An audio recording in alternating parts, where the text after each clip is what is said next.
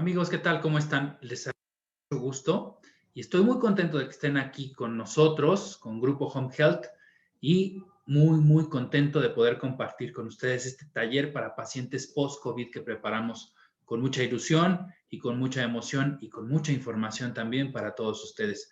Me presento, soy el doctor Manuel Lavariega Saráchaga, soy médico cirujano, especialista en medicina farmacéutica. Y bueno, como pueden ver ustedes aquí, les voy a dejar mis redes sociales que ya todos ustedes conocen para que me puedan contactar, para que puedan enviar todas sus dudas, todas sus preguntas y todos los comentarios que tengan respecto al post-COVID. Y bueno, les quiero comentar que soy un médico certificado para poder atender y tratar pacientes para pacientes COVID, para pacientes post-COVID o también cualquier duda que tengan al respecto en la fase aguda de la enfermedad. Les muestro aquí mis certificaciones correspondientes otorgados por el Gobierno de la Ciudad de México, otorgados por la Secretaría de Salud y el Instituto Politécnico Nacional, el Tecnológico de Monterrey y la Comisión Normativa de los Médicos Generales. Entonces, vamos a empezar con el taller para platicar de puntos que son muy importantes. Les muestro aquí una gráfica, una imagen que tiene muchos datos, que tiene mucha información, pero lo que les quiero mostrar aquí es poder conocer la historia natural de la enfermedad por COVID.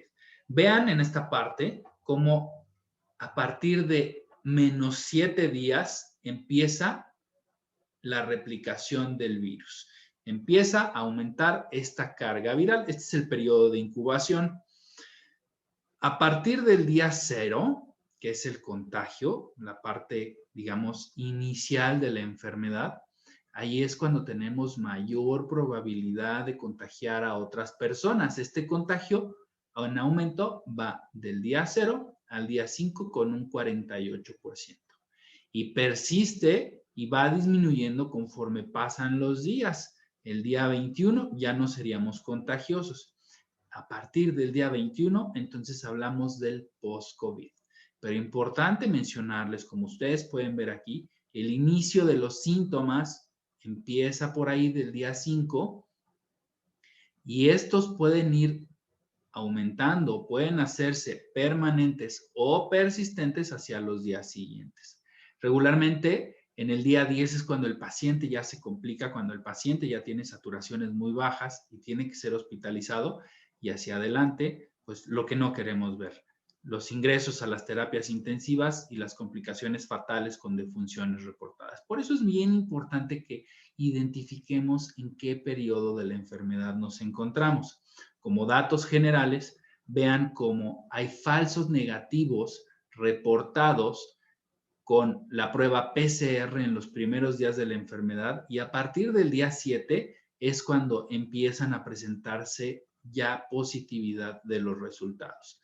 Las detecciones de anticuerpos de inmunoglobulina son negativas los primeros días de la enfermedad, la IgM negativa hasta el día 8, la IgG negativa hasta el día 12. A partir de más o menos el día 7 empezamos a poder tener posibilidad de positividad de la inmunoglobulina M, mayormente hacia el día 10 y entre el día 17, mientras que la inmunoglobulina G permanece positiva después del día 18 e importantemente hasta el día 24.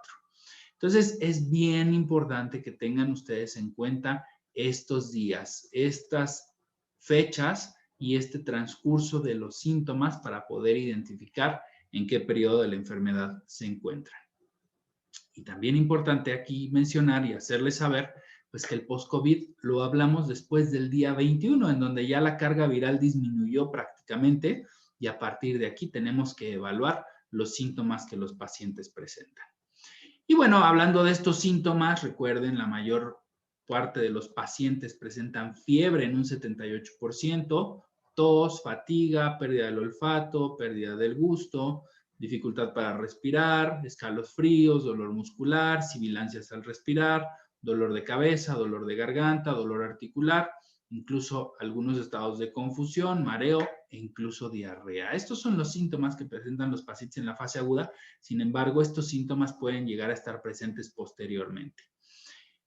Y bueno, vamos a hablar de los factores de riesgo, que también hay que ser considerados para los pacientes, porque los factores de riesgo juegan un papel fundamental. Vamos a enfocarnos en estos primeros. Pacientes mayores de 60 años, pacientes con una enfermedad crónica, como puede ser la cardiovascular, la pulmonar, la neurológica, alguna enfermedad hepática, enfermedad renal crónica o diabetes. Cabe mencionar aquí que hemos visto que tiene un mismo nivel o valor de riesgo un paciente sano que un paciente diabético. No hay diferencia entre los contagios. Lo que hablamos es de complicaciones. Tienen hasta 3 veces más posibilidad de complicarse los pacientes diabéticos descontrolados o los pacientes hipertensos descontrolados. Por eso es bien importante que controlemos nuestras enfermedades crónicas. Al estar controlados, disminuimos importantemente la posibilidad de complicaciones.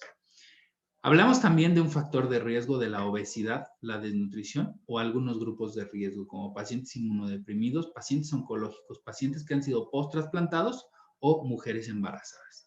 Estas son las condiciones de riesgo que tenemos ahora identificadas y que van a darnos un pronóstico en el paciente post-COVID.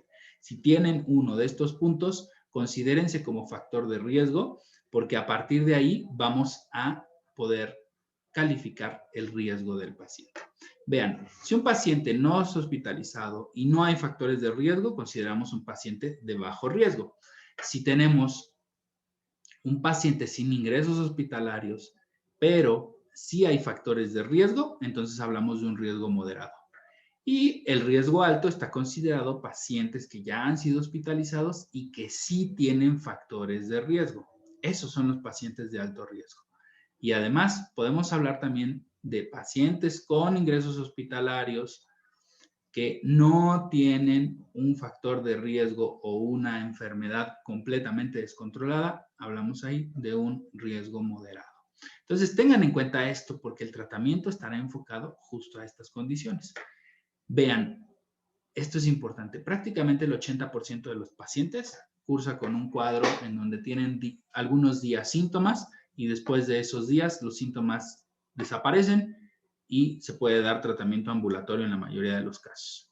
Sin embargo, hay un grupo de la población, que es un 14% de la población, que sí requiere hospitalización y están con oxígeno y están vigilados médicamente, pero no entran a una terapia intensiva. Sin embargo, hay un 6% de la población que va a requerir hospitalización con terapia intensiva y que críticamente van a estar pues convalecientes y complicados.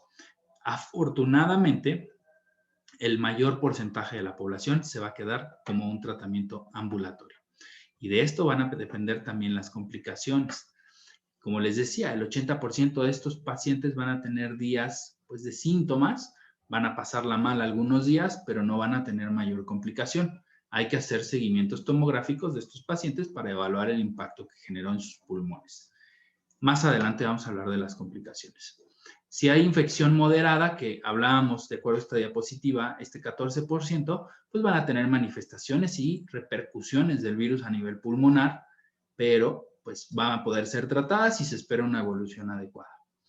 Pero en aquellos pacientes, como ven aquí, el 6% de la población que tuvieron síntomas severos y que requirieron hospitalización, pues van a tener un periodo de convalecencia más prolongado.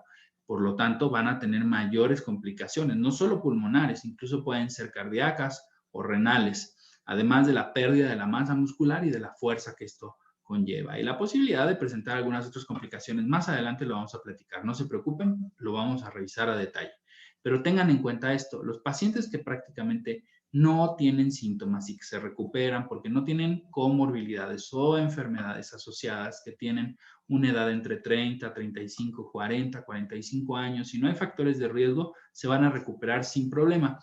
Tendrán menor impacto a nivel pulmonar y se recuperarán más rápido. Los pacientes que tienen comorbilidades, que tienen enfermedades asociadas, que no están en un control estricto y que tienen síntomas de intensidad moderada a severa, pero que fueron manejados sin ingresar a una terapia intensiva, van a tardar un poco más de tiempo en recuperarse, sí van a tener mayor impacto pulmonar, pero también mediante seguimientos tomográficos vamos a poder ir evaluando su progresión, su recuperación y además de algunos otros estudios como espirometrías.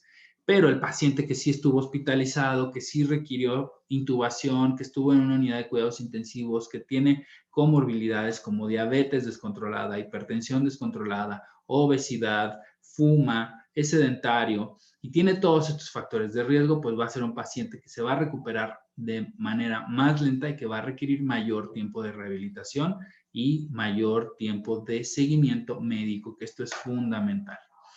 Y bueno, justo aquí describimos el síndrome post-COVID, que dura entre 3 y 6 meses. Hay algunos síntomas que son menores, hay algunos pacientes que tienen menos síntomas, pero regularmente lo que hemos visto es que hasta un 80% de los pacientes que tuvieron COVID presentan por lo menos uno de los síntomas que les voy a mostrar a continuación. Vean, esto se publicó en enero de este año, es una publicación de un metaanálisis que se realizó respecto a los efectos de largo plazo de la COVID-19.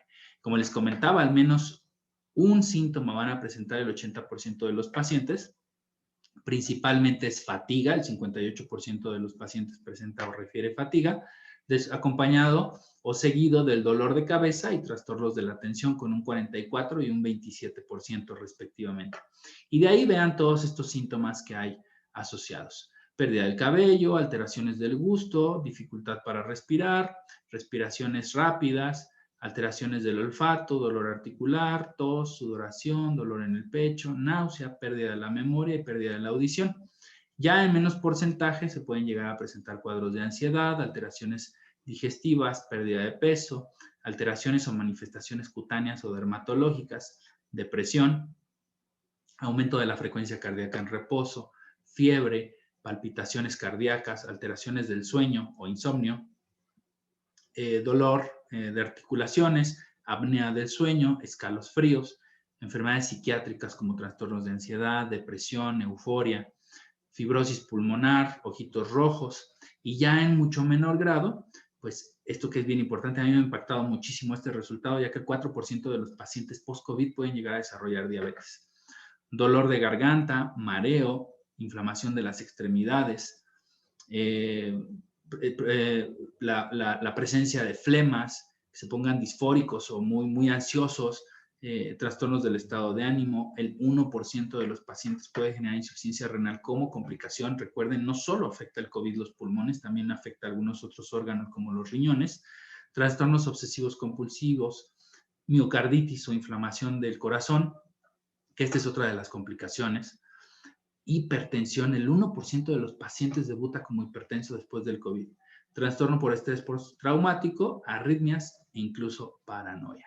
Por eso les pongo aquí un ejemplo. Vean, por ejemplo, una secuela frecuente es la disnea o la sensación de falta de aire, que se puede prolongar por 1, 2, 3, 5 o hasta 6 meses o menos tiempo. También depende de cada uno de los pacientes e incluso puede acompañarse por tos. Y aquí pues se requiere la valoración de un médico especialista. En este caso pues también se podría valorar por medio del neumólogo para determinar el estado general del paciente, de sus pulmones y otorgar tratamiento médico farmacológico y ejercicios de rehabilitación. Un paciente que tiene alteraciones del olfato o del gusto también pueden permanecer por un tiempo indeterminado que puede llegar hasta 6 meses o puede ser algunas semanas. La fatiga crónica es otra condición también que debe ser importantemente valorada para poder tener actividades de rehabilitación que permitan que el paciente pueda generar masa muscular nuevamente y ganar fuerza, sobre todo en las extremidades. Y esto pues allá en mayor grado en los pacientes que requirieron una hospitalización más prolongada y en menor grado en los pacientes que tuvieron síntomas leves de la enfermedad. Por eso es importante adaptar a las necesidades del paciente. Por eso es importante hacer un traje a la medida para cada paciente. No podemos hacer una receta de cocina en donde todos mis pacientes van a recibir lo mismo. No, aquí se debe de revisar caso por caso, complicación por complicación y sobre todo las características clínicas de cada paciente para poder adaptar justo la rehabilitación, el tratamiento médico, el tratamiento farmacológico y el seguimiento de estudios para poder dar al detalle y al objetivo que es rehabilitar al 100% al paciente. Les comentaba estas secuelas que pueden ser pulmonares, renales, cardíacas o incluso neurológicas. Y por eso es bien importante evaluar constantemente al paciente.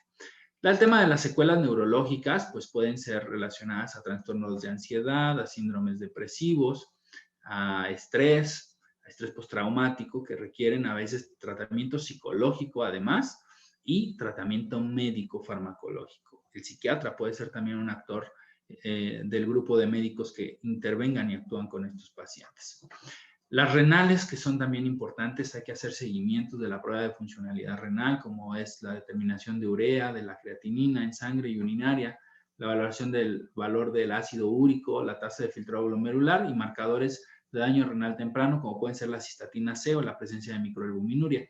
Aquí puede intervenir también el nefrólogo, que es el médico especialista en los riñones, pero pues siempre debe hacerse un tratamiento y una revisión, sugiero, enfocada con un médico tratante para que no tengamos diferentes opiniones y existan muchos tratamientos al mismo tiempo.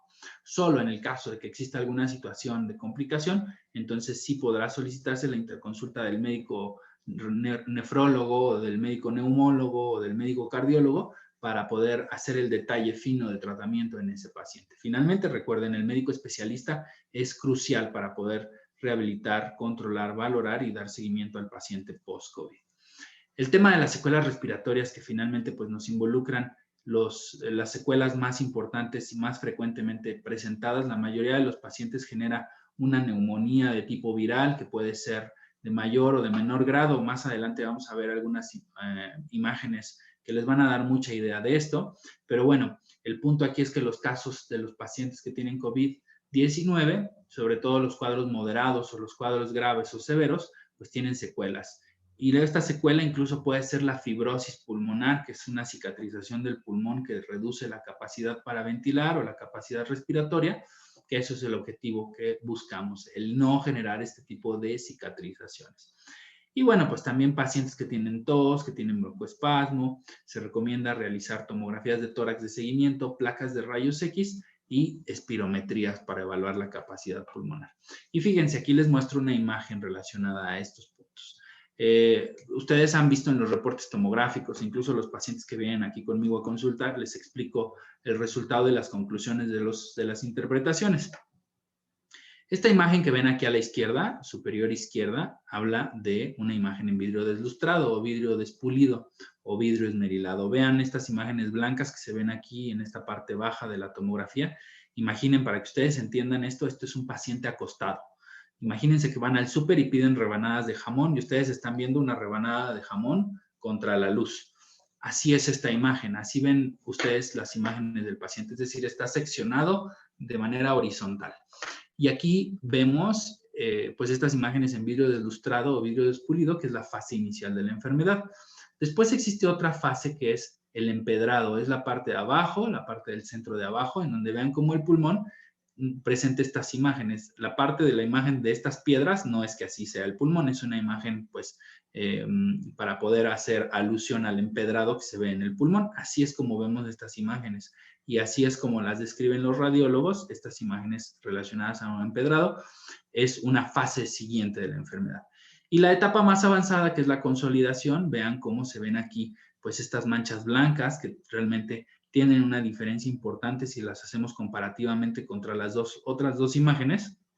Y vemos aquí justo cómo se están presentando pues estas imágenes de consolidación, que es la etapa más avanzada de la enfermedad por COVID. Estas son las neumonías que el paciente tiene, las neumonías virales. Y pues también importante es hablar de el daño o la extensión de la enfermedad, porque recuerden que estas extensiones pues pueden estar relacionadas también a los síntomas que el paciente tenga después de la enfermedad. Dependiendo de la extensión del daño, pues también estará pues directamente relacionada a la recuperación y la rehabilitación del paciente. Y bueno, las complicaciones cardíacas también son una condición que debemos revisar. Es una condición que también tenemos que evaluar porque muchos de los pacientes tienen complicaciones como puede ser la inflamación del corazón, que se conoce como miocarditis, o la inflamación de la bolsa que recubre al corazón, que se llama pericarditis.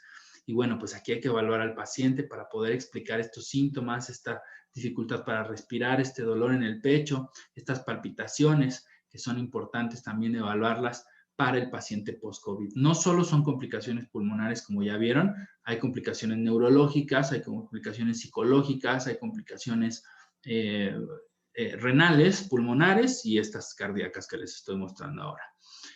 Y bueno, pues aquí el punto clave es determinar este proceso de impacto del COVID en el paciente. Si tuvo un impacto muy fuerte, pues obviamente su recuperación tendrá que ser mayor, pero si no tuvo un impacto tan intenso, la recuperación será más rápida. Hay que hacer también seguimientos nutricionales, ya que estos pacientes pues pierden masa muscular, pierden peso, tienen déficit, generan cierto grado de desnutrición y bueno, pues también estar pendiente de estas complicaciones dermatológicas, como pueden ser las úlceras por presión, principalmente en las zonas donde el paciente está en contacto estrecho con el colchón, como pueden ser los codos, como pueden ser los hombros, como puede ser la región sacra, y como algunos de los pacientes los pronan, es decir, los voltean, entonces pueden llegar a generar también presión en los hombros o en las crestas ilíacas o en las rodillas o incluso en los talones. Entonces hay que estar pendientes de estos pacientes que ya tuvieron un periodo de hospitalización prolongado y pues que pueden llegar a generar este factor de riesgo de úlceras por presión. Y bueno, pues aquí les voy a mostrar un poco del tema de las rehabilitaciones o de los ejercicios de rehabilitación que los pacientes pueden hacer. Ojo, si un paciente tiene tos o está desaturado o tiene dificultad respiratoria o su condición no lo permite, no pueden hacer ejercicios de rehabilitación. Porque estos ejercicios de rehabilitación, como ustedes pueden ver aquí, están divididos en diferentes esquemas. Ejercicios circulatorios en donde el paciente está en su cama y mueve sus extremidades, mueve su cuerpo. Ejercicios respiratorios donde el paciente ya se puede sentar y puede empezar a hacer inhalaciones y exhalaciones para poder controlar su respiración, para poder controlar el aire que inhala, el aire que exhala. Debe de realizar también ejercicios de relajación en donde el paciente pues obviamente tiene que estar en una situación de respiración, acostadito para poder recuperar el aliento, no sofocarse. Ejercicios aeróbicos, que es cuando ya los pacientes pueden hacer un poquito más de actividad, toleran estar parados y pueden hacerlo al lado de su cama, como ustedes pueden ver aquí, con movimientos de las extremidades superiores e inferiores. Y ejercicios de fuerza, que pues ya son, digamos, ya más avanzados, donde el paciente ya levanta extremidades, levanta su peso, puede hacer un poquito de lagartijas en la cama, todos este tipo de flexiones que van a ayudar a generar mayor fuerza muscular. Y luego, al final, los ejercicios de equilibrio y de propiocepción, en donde ya el paciente pues está ya completamente más rehabilitado, ya tolera hacer esfuerzos más grandes y ya puede realizar estas actividades de ponerse en puntitas, en talones, caminar sobre una línea y pues llevar a cabo todas estas actividades en general.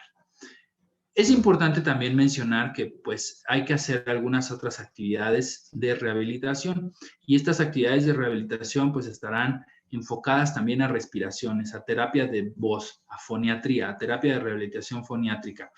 Y bueno, estas actividades estarán relacionadas para movimientos de la cabeza y el cuello, de respiración, meter y sacar aire, decir palabras por ciclos, como ustedes pueden ver aquí, poder hacer ejercicios. Siempre importante tener un vasito de agua para poder hidratarse, para estar tomando líquido y que no se genere tos, sobre todo en los ejercicios de voz. En los ejercicios de cabeza y de cuello, pues pueden mover la cabeza de adelante hacia atrás, de derecha a izquierda, en semicírculo o en círculos completos. Y también en los ejercicios de respiración deben de hacer inspiraciones y expiraciones suaves, no audibles, a tolerancia siempre del paciente y deben de repetir de manera constante estos ejercicios, ¿no? A tomar aire por la nariz y sacarlo de manera continua, tomar aire por la boca y sacarlo también despacio, soplando. Y incluso pueden hacer ejercicios con un popote en un recipiente con agua, soplando para poder generar un poco de resistencia y eso mejora la capacidad pulmonar. Y también decir la letra I y decir la letra U 10 veces.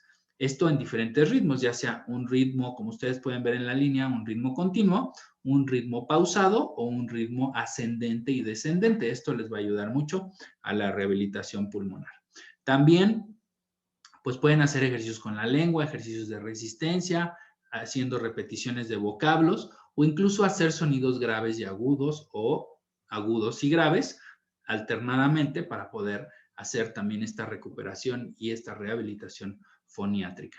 Ejercicios con los hombros, ejercicios también con la lengua, con los labios, tratando de hacer la letra R continua o la letra BR continua. Esto les va a permitir también favorecer a una mejor capacidad pulmonar. Y bueno, los ejercicios que les voy a mostrar a continuación los deben de hacer de acuerdo a estas secuencias. Son repeticiones, semanalmente, la semana 1 a la semana 4, en la semana 1 más leve, en la semana 4 ya más intenso. La semana 1, una serie de 5 repeticiones de los ejercicios que a continuación les voy a mostrar. En la semana 2, 2 series de 7 repeticiones de todos los ejercicios que van a ver a continuación. La semana 3, 2 series de 8 repeticiones y la semana 3, 3 series de 10 repeticiones. Y vean, aquí estos ejercicios son los que les comentaba, son ejercicios respiratorios, respirar con el tórax, respirar con la pancita, respiración, digamos, oral, pulmonar y respiración abdominal. Después mover bracitos para poder agregarle un poco más de dificultad y después realizar ejercicios con respiraciones orales y abdominales. ¿A qué me refiero con esto? Cuando respiran, infla la pancita o cuando respiran, infla el tórax. Y estos ejercicios ya los pueden hacer sentados por repeticiones, como les comenté anteriormente. Y bueno, pues vamos a hablar ahora de las vacunas para COVID. Estas vacunas son importantes. Hoy día ya tenemos pues diferentes vacunas aprobadas en nuestro país.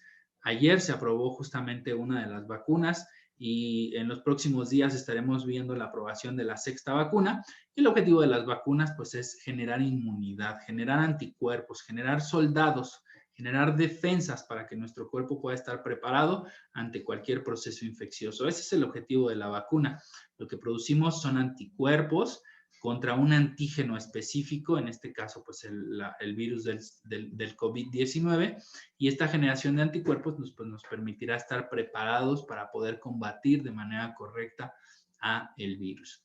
Importante mencionarles también los tipos de vacunas, principalmente son 4, como ustedes pueden ver aquí. Mi objetivo no es que se aprendan y que identifiquen cada uno de estos tipos de vacunas, sino que entiendan y sepan por qué son vacunas diferentes. Mitos absolutos que no deben de creer, que modifican nuestra información genética, que modifican nuestra ADN, que modifican nuestra secuencia de aminoácidos. No, son mitos que no debemos de compartir y son mitos que deben ya de eliminarse para poder evitar miedo en la población. Vacúnense, vacúnense con la vacuna que les toque. La vacuna que esté disponible es importante empezar a generar esta inmunidad.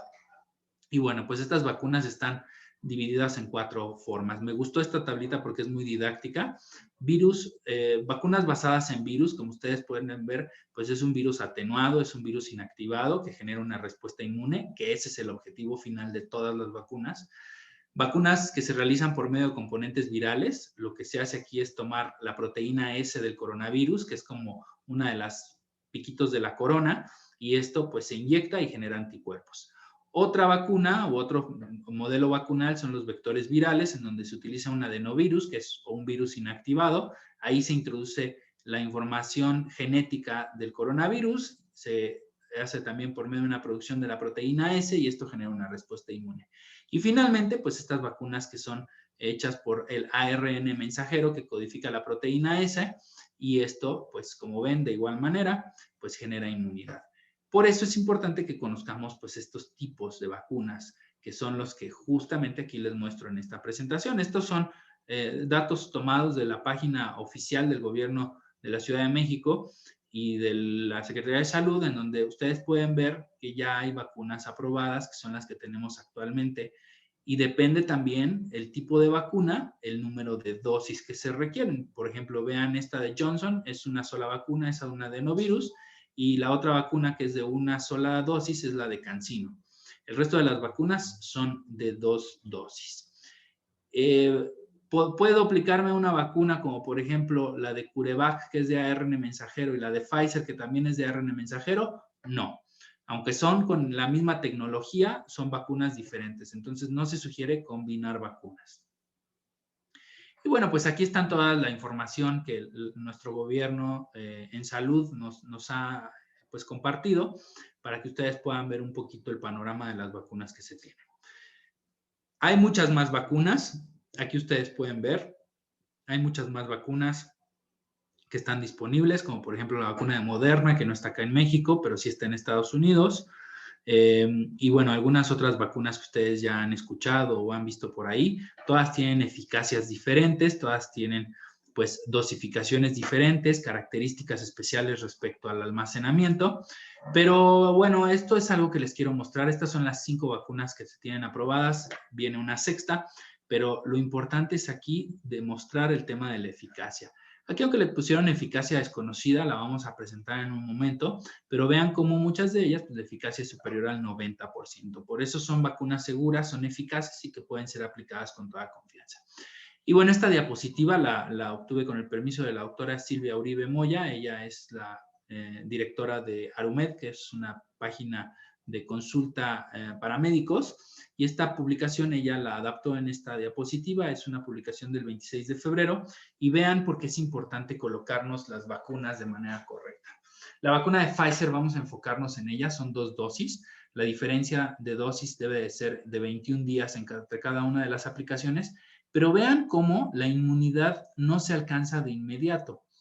Con la primera dosis generamos un 50% de inmunidad y con la segunda dosis llegamos a este 94.6% de inmunidad reportada, que como ven no se alcanza de inmediato, se obtiene 7 días después de la segunda dosis. La vacuna de AstraZeneca con la primera dosis genera una inmunidad del 64.1% y con la segunda dosis del 70.4% que se alcanza 14 días después de la segunda dosis. Ojo con esto. ¿Es mejor la de Pfizer que la de AstraZeneca? No. ¿Es mejor que tenga más efectividad porcentual reportada después de la segunda dosis? Tampoco. Esta inmunidad es bastante buena. Un 70.4% de inmunidad es bastante buena. Y esto nos va a poder permitir disminuir el riesgo de contagios y obviamente de complicaciones. Entonces, no es que me pongan mejor la de Pfizer porque la de AstraZeneca tiene un menor porcentaje reportado, no.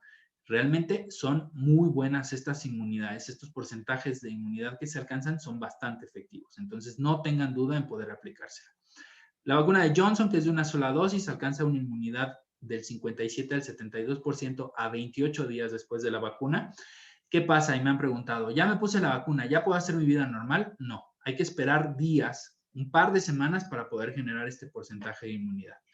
Y bueno, la vacuna Sputnik V o la vacuna desarrollada por el Instituto Gamaleya en Rusia genera un 87.6% de inmunidad 14 días después de la primera dosis y alcanza un 91.1% de efectividad después de los 7 días de la segunda dosis. Entonces, ojo, es bien importante que ustedes tengan en cuenta esta información para que no piensen que ya están vacunados, ya me vacuné, ya me puedo ir a hacer mi vida normal. No. De hecho, hay pacientes que pueden inclusive contagiarse días después de la vacuna porque todavía no se alcanza la inmunidad suficiente. Y bueno, como término general para las vacunas, como un resumen también, la de AstraZeneca debe de aplicarse la segunda dosis entre 8 y 12 semanas después de la primera dosis. La vacuna Sputnik sí requiere de un seguimiento específico y puntual, 21 días después de la primera dosis se debe aplicar la segunda. La de Pfizer como un máximo de 45 días después de la primera dosis debe de aplicarse la segunda y la vacuna de Sinovac un máximo de 35 días después de la primera dosis.